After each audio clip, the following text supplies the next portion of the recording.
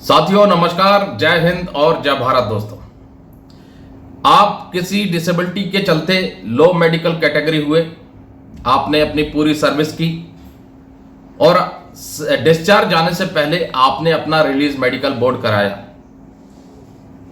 और release medical board ने आपकी डिसेबिलिटी को एसेस किया कि भाई आपकी डिसेबिलिटी इतने परसेंट है, एट्रीब्यूटेबल टू या एग्रावेटेड बाय सर्विस है। लेकिन जब कंपिटेंट अथॉरिटी का फैसला आया तो जो रिलीज मेडिकल बोर्ड ने आपकी डिसेबिलिटी को एट्रीब्यूटेबल टू या एग्रावेटेड बाय सर्विस कंसीडर किया था, उसको कंपिटेंट अथॉरिटी ने neither attributable to nor aggravated by service consider करके आपका इनिशियल क्लेम, डिसेबिलिटी पेंशन हो या डिसेबिलिटी एलिमेंट हो या इंपेयरमेंट रिलीफ हो, उसको रिजेक्ट कर दिया। तो क्या यह केस चैलेंजेबल है? क्या दोबारा से क्लेम करने से मिलेगा या नहीं मिलेगा? और क्या competent authority release medical board की फाइंडिंग्स को ओवररूल कर सकता है? आज इसी के बारे में जानकारी देंगे और आपको एक जजमेंट दिखाएंगे कि कोर्ट ने क्या ऑब्जर्व किया और क्या फैसला निकल के आया। तो चलिए आज मैं आपको एक जजमेंट दिखाता हूं। रिलीज मेडिकल बोर्ड ने डिसेबिलिटी को एट्रीब्यूटेबल टू या एग्रावेटेड बाय सर्विस कंसीडर किया, लेकिन जब फैसला आया, रिकॉर्ड ऑफिस से लेटर आया, तो कंपिटेंट अथॉरिटी जो कि रिकॉर्ड ऑफिस है, उसने उस डिसेबिलिटी को neither attributable to nor aggravated by service consider करके उस सैनिक का डिसेबिलिटी एलिमेंट रिजेक्ट कर दिया। और फिर एएफटी ने क्या ऑब्जर्व किया, किस तरीके से फैसला फिर पूर्व सैनिक के हक में गया, वो सारी चीजें आपको इस जजमेंट के माध्यम से दिखाएंगे। तो साथियों, आप देख सकते हैं ये एक फैसला है जो लेटेस्ट 2026 का है और एक सैनिक जो कि लो मेडिकल कैटेगरी में डिस्चार्ज हुआ था। ठीक है, यहाँ से दिखाते हैं। इस पैराग्राफ में यदि आप देखेंगे तो इसकी डिटेल निकल के आएगी। इस पैराग्राफ में बंदा जो है भर्ती होता है 1995 में और दिसंबर 2023 में ये डिस्चार्ज आता है, यानी कि जीएमओ 2023 आने के बाद ये डिस्चार्ज आता है। ठीक है, अपनी टर्म्स ऑफ एंगेजमेंट कंप्लीट करके लो मेडिकल कैटेगरी में इस रूल के अंतर्गत ये डिस्चार्ज आता है। टोटल सर्विस जो होती है 28 साल और 3 दिन की थी। ठीक है, डिस्चार्ज आने से पहले रिलीज मेडिकल बोर्ड होता है, जिसमें कि इनका एक था टाइप 2 डायबिटीज मेलिटस और दूसरा था प्राइमरी हाइपरटेंशन। ठीक है, 2 डिसेबिलिटी थी और एक जो डायबिटीज वाली थी वो इनको मिली थी 20% फॉर लाइफ और प्राइमरी हाइपरटेंशन मिली थी 30% फॉर लाइफ। ठीक है, और कंपोजिट डिसेबिलिटी की बात करें तो 44% फॉर लाइफ मिली थी और ओपिनियन दिया था कि ये जो डिसेबिलिटी है एग्रावेटेड बाय सर्विस है। ठीक है, ये आरएमबी ने ओपिनियन दिया था जब ये डिस्चार्ज जा रहे थे। ठीक है, उसके बाद अगर आप देखें इनका फैसला जो था वो रिजेक्ट कर दिया था कंपिटेंट अथॉरिटी ने। ऑफिसर इंचार्ज जो एएमसी का रिकॉर्ड ऑफिस था उसने इनकी जो इनिशियल क्लेम थी वो रिजेक्ट कर दिया था। यहाँ देखेंगे आप तो ये रिजेक्ट कर दिया था। ठीक है, और लेटर दे दिया था इनको 2024 में कि भाई आपकी डिसेबिलिटी जो है नाना कर दी गई है, neither attributable to nor aggravated by military service, ये नाना कर दी गई है। ठीक है, अब एप्लीकेंट ने फर्स्ट अपील डाली, वो रिजेक्ट हो गई। उसके बाद उनको कम्युनिकेट कर दिया गया कि भाई आप फर्स्ट अपील आपकी जो है रिजेक्ट हो गई है। ठीक है, और फिर उसके बाद केस फाइल कर दिया। अब दलीलें चलती रही भाई कि भाई बंदा जो है डिस्चार्ज गया, उससे पहले लो मेडिकल कैटेगरी था, 44% फॉर लाइफ मिला था आरएमबी में। ठीक है, और जब वो भर्ती हुआ था तब पूरी तरह से मेडिकली फिजिकली फिट था। ठीक है, और किसी प्रकार का रिकॉर्ड में सर्विस डॉक्यूमेंट में उसकी डिसेबिलिटी अंकित नहीं थी जब वो एनरोल हुआ था आर्मी में। ठीक है, उसके बाद फिर मांग रखी गई कि ये जो डिसेबिलिटी है ये एट्रीब्यूटेबल टू और एग्रावेटेड बाय सर्विस होनी चाहिए क्योंकि ये सर्विस के दौरान हुई है। उसके बाद आगे फिर कहा गया कि जो कंपिटेंट अथॉरिटी है, officer in-charge AMC record office था इनका, उसने आरएमबी की ओपिनियन को ओवररूल कर दिया था। ठीक है,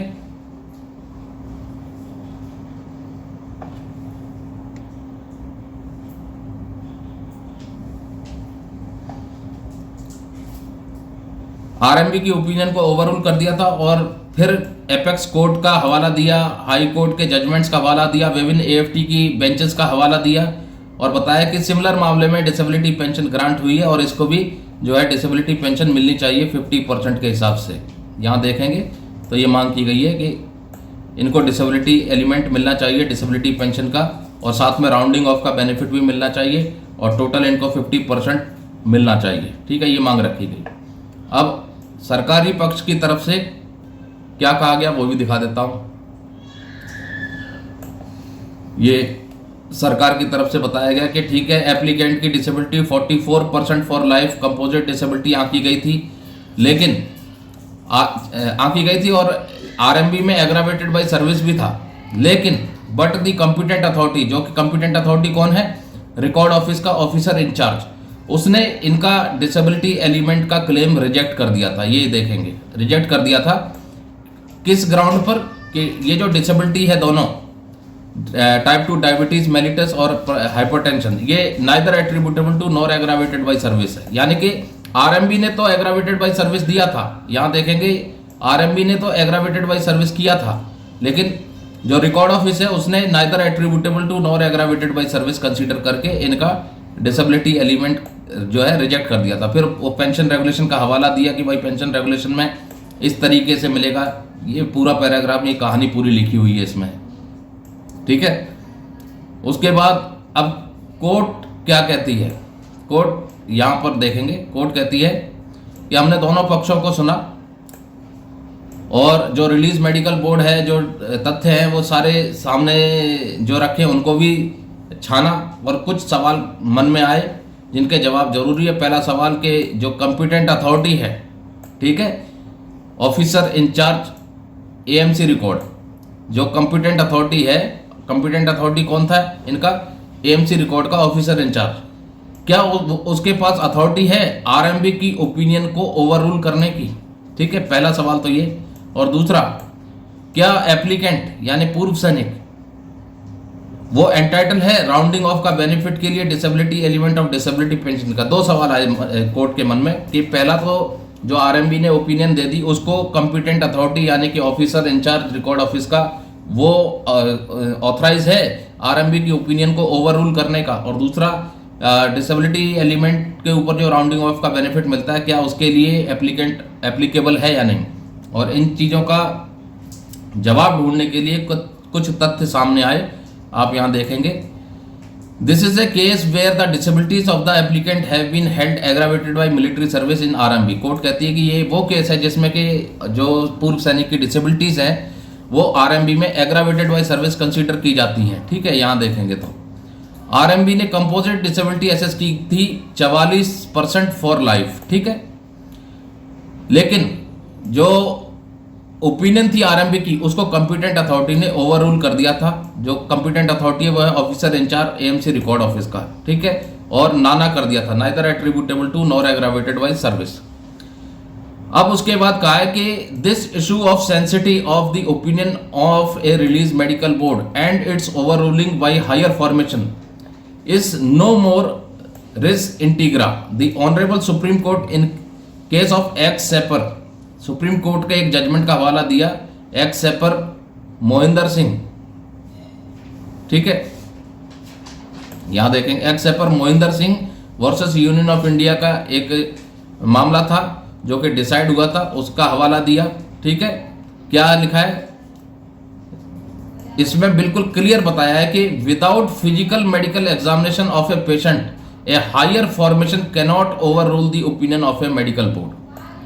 कि आरएमबी ने जो ओपिनियन दे दी है उसको ओवररूल करने के लिए हायर मेडिकल बोर्ड की आवश्यकता पड़ेगी और उस पेशेंट को फिजिकली एग्जामाइन किया जाएगा। अगर फिजिकली एग्जामाइन नहीं हुआ है हायर मेडिकल बोर्ड के द्वारा तो हायर फॉर्मेशन उसको ओवररूल नहीं करेगी, नहीं कर सकती है। और इस ऑब्जर्वेशन के खिलाफ जो एपेक्स कोर्ट ने दिया था ex sapper Mohinder Singh versus Union of India and others का, we are of the considered opinion that the decision of the competent authority, जो कि officer in-charge army medical corps का था, एएमसी का था, overruling the opinion of RMB held on 13 July 2023 is void in law, कानून की निगाह में ये सही नहीं है। ठीक है, विदाउट फिजिकल एग्जामिनेशन के आरएमबी की ओपिनियन को ओवर रूल नहीं किया जा सकता, चाहे वो हायर फॉर्मेशन ही क्यों ना हो। ठीक है, ये जजमेंट में बिल्कुल क्लियर बताया गया है। उसके बाद अब यहां देखेंगे इस पैराग्राफ में, in light of the aforesaid judgment, और ये जो मोहिंदर वाला जजमेंट था इसको ध्यान में रखते हुए एमओडी ने 25 अप्रैल 2011 को एक लेटर किया था that the disability assess by RMB can not be reduced overruled by competent authority. कि भाई ये रक्षा मंत्रालय का खुद का एक लेटर था आर्मी हेडक्वार्टर का 2011 का, जिसमें कि क्लियर लिखा था कि आरएमबी की ओपिनियन को ओवररूल नहीं किया जा सकता या रिड्यूस नहीं किया जा सकता। जो आरएमबी ने अपनी फाइंडिंग दी है, कॉम्पिटेंट अथॉरिटी भी उसको ओवररूल नहीं कर सकती है। ठीक है, hence the decision of competent authority is void, और इसलिए ये जो डिसीजन लिया था कॉम्पिटेंट अथॉरिटी ने, रिकॉर्ड ने जो डिसीजन लिया था इसकी डिसेबिलिटी को नाना कर दिया था, वो कानून की निगाह में गलत है।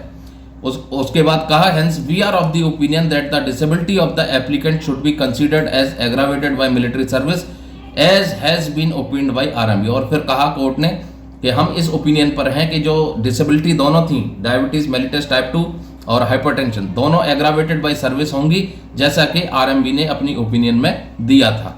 ठीक है, और उसके बाद राउंडिंग ऑफ वाला मामले का जजमेंट का कुछ हवाला दिया, और फिर लास्ट में यदि आप देखें तो फैसला ये आया है, यहां पर इस पैराग्राफ में फैसला दे दिया है कि भाई ओरिजिनल एप्लीकेशन है। ठीक है, ओरिजिनल एप्लीकेशन जो कि 2025 में फाइल की गई थी वो अलाउ कर दी जाती है और की जाती है, और जो ऑर्डर दिया था इसका डिसेबिलिटी एलिमेंट रिजेक्ट करने वाला, उस ऑर्डर को जो है सेट असाइड कर दिया जाता है, ये सेट असाइड कर दिया जाता है। ठीक है, और बोथ दी डिसेबिलिटीज, ठीक है, दोनों डिसेबिलिटीज एप्लीकेंट की वो aggravated by military service consider की जाती है, जैसा कि आरएमबी ने अपनी ओपिनियन में दिया था, और आदेश दिया कि डिसेबिलिटी एलिमेंट 44% फॉर लाइफ दिया जाए, और उसको राउंडिंग ऑफ का बेनिफिट भी लगेगा तो 50% फॉर लाइफ के हिसाब से इनको डिसेबिलिटी एलिमेंट दिया जाए। ठीक है, और फिर सरकार यानी रेस्पोंडेंट को आदेश दे दिया जाता है बंदे को 44% फॉर लाइफ कंसीडर किया जाए डिसेबिलिटी, और राउंडिंग ऑफ का बेनिफिट भी दिया जाए नेक्स्ट डेट ऑफ डिस्चार्ज से।